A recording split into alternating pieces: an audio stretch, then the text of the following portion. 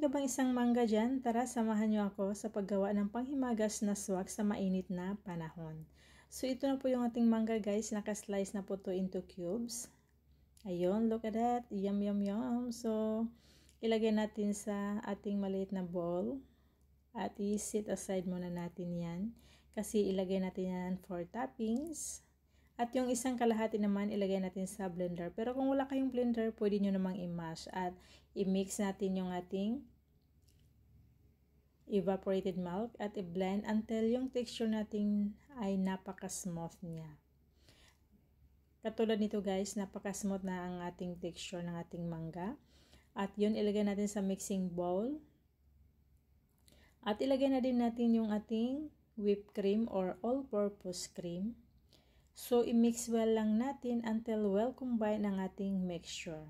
So, ito lang ang madali ang paggawa, pampalamig guys. Grabe, ang init talaga dito.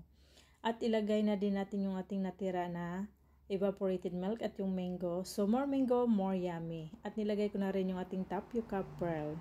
And this is it guys. Nilagyan ko na rin po yung 2 tablespoon na condensed milk.